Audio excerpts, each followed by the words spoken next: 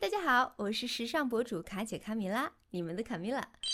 今天的节目跟以往有一点不一样，是因为我面前放了一个话筒。今天也是我第一次尝试通过视频以及 podcast 的播客双重录制的一种方式，给大家讲一期时尚好料。今天想跟大家聊的时尚话题是霸榜热搜，并且引起了很大讨论的一件时尚事件——迪奥抄袭。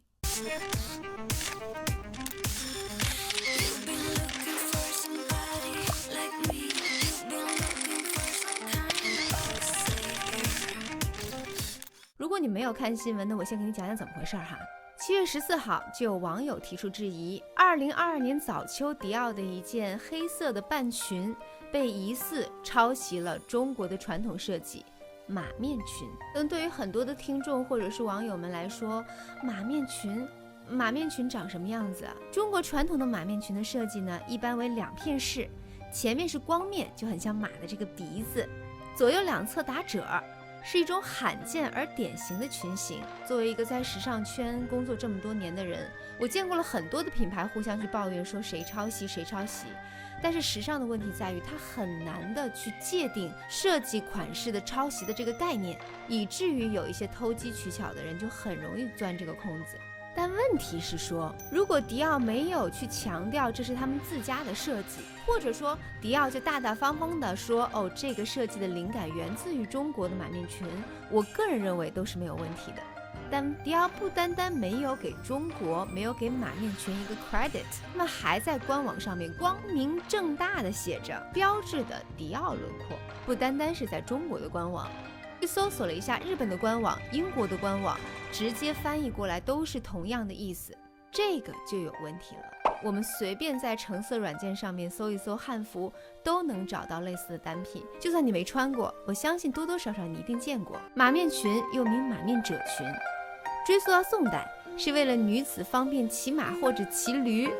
你没有听错哈，那时候的这交通工具还有驴，而设计的这叫做开胯之裙，宋人称之为悬裙。马面裙真正盛行呢，是在中国的明清时代，经过改良之后，才形成了此时此刻大家见到的这个马面裙的样子，而且也成为中国汉族女子最经典的、最常见的一件服饰单品。马面裙除了正面光光的2边打褶之外，它还有一个很特别的设计，就是它有4个裙门。什么叫裙门啊？就是裙子里会开叉的地儿。一般的女生半裙都是没有所谓的裙门的，它就是一体式的。但是中国的这个马面裙，它是有4个裙门，而且是绑带式的。4个裙门两重合，为的是方便运动。外裙门有装饰，那内裙门装饰较少或者是无装饰。裙腰多用白色布，取白头偕老之意，以绳或者纽布结，也就是绑带的。马面裙的盛行时期其实蛮长的，从中国的明清时期一直到后期的民国时期，都能看到马面裙的单品。从明代的清新淡雅，到清代的华丽富贵，再到民国的秀丽质朴。虽说到清朝的时候，逐渐被满族人的旗袍夺走了主流的地位，但是马面裙依然都存在，甚至到民国时期都依然可以找到马面裙的单品。我看了一下，现在网上大概是有双向的阵营。一方面的人呢，他们并不是很痴迷于传统的汉服文化，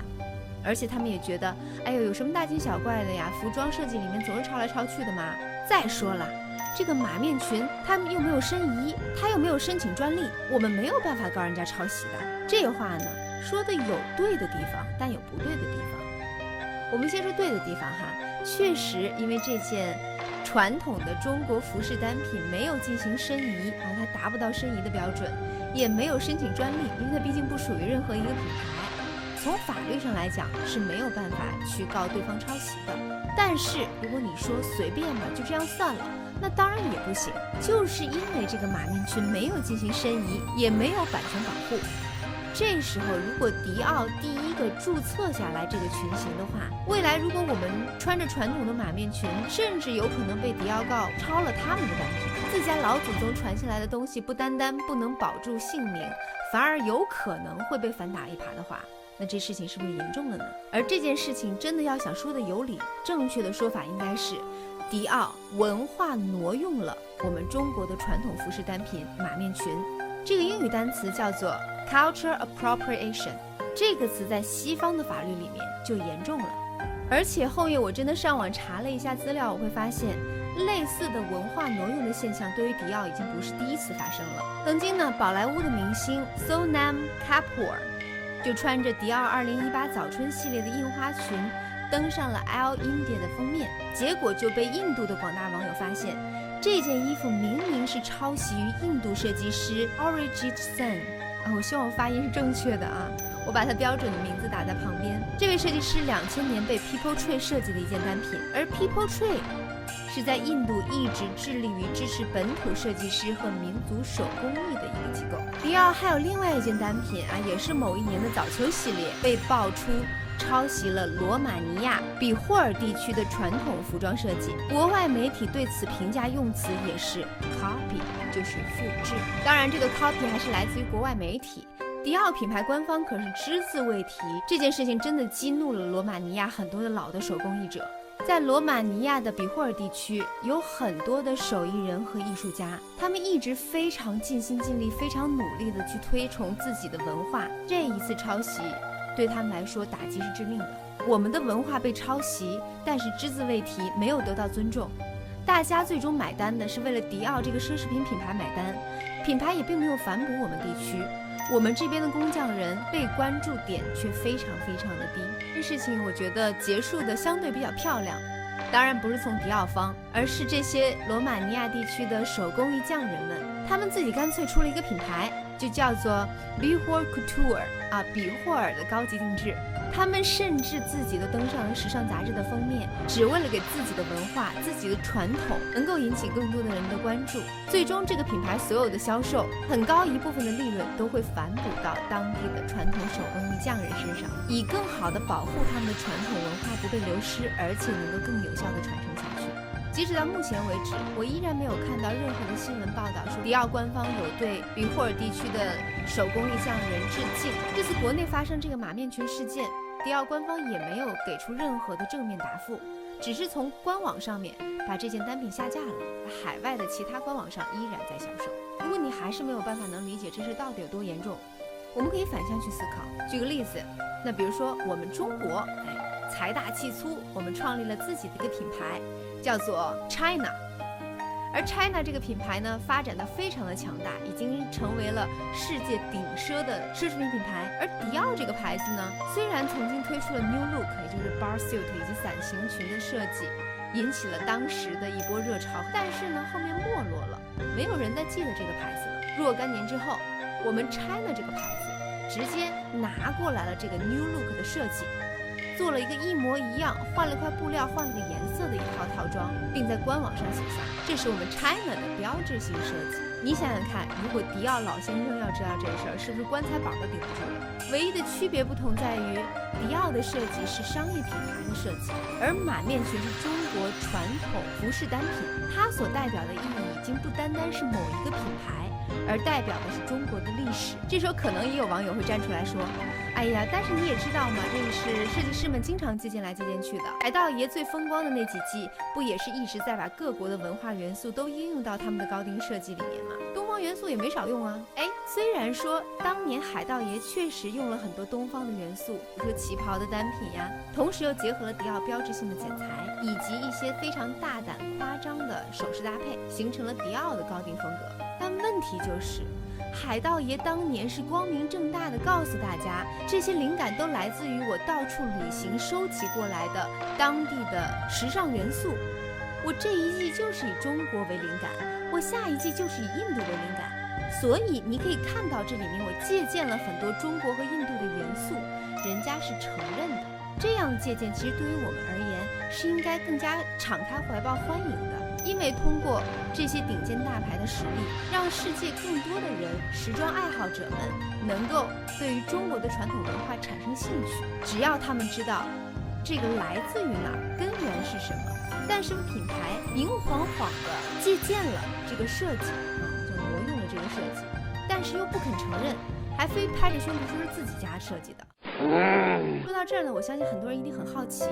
这个一直在不断借鉴别人的设计师，她呢叫做 Maria， 我们时尚圈里的人都习惯叫她玛利亚阿姨。那可能也有人会说，哎呀，一定是她江郎才尽，这设计师不行。还真不是，她跟现任 Valentino 创意总监 Pier Paolo，是共同被 Valentino 老爷子推举为接班人的。而且回顾再看一下她的设计，她还蛮适合去设计一些这种仙气飘飘的单品。而且，商业头脑也非常的好，当年把这个 Valentino 接盘接得很棒，口碑也不错。这个呢，也为迪奥能把它挖来埋下了伏笔。迪奥作为全球顶尖奢侈品集团 LVMH 旗下的亲长子，给自家亲宝贝找掌门人，也绝对是经过反复的、不断的揣摩，最终去做的决定。他的前任的离开呢，更多的是因为设计真的非常的美，非常的华丽，但是叫好不叫座。对于玛利亚阿姨伸出橄榄枝，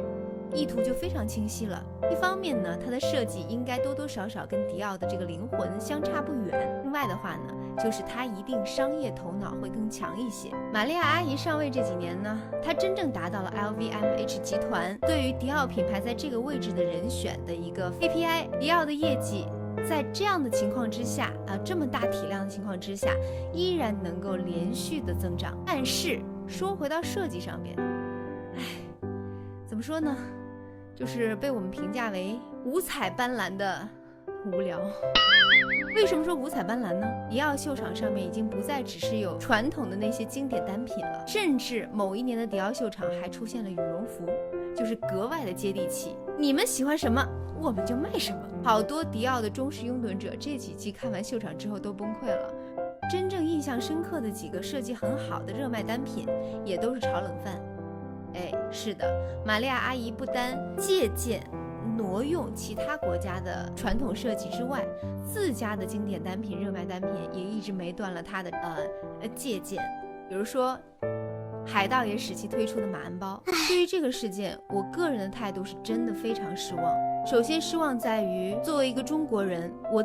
从自身的角度去出发，我们为什么没有更好的保护好我们的文化？我们对于太多的流行趋势的趋之若鹜，却让我们遗忘了很多我们中国5000年文化遗留下来那么多优秀的精良的设计。因为我作为媒体人也好，或者是自媒体人也好，其实多多少少跟迪奥这个品牌有过不同程度的合作的。但是作为一个中国人，此时此刻我的立场非常的清晰，这个事情迪奥真的欠我们中国文化一个道歉，至少是一个正面的清晰的声明。好了，讲完今天的这个故事有点沉重到后面我特别想知道镜头前面的你们对这个事件是什么样的看法呢？留言给我，很想听听你们的看法。那今天的时尚好聊就到这儿吧，拜。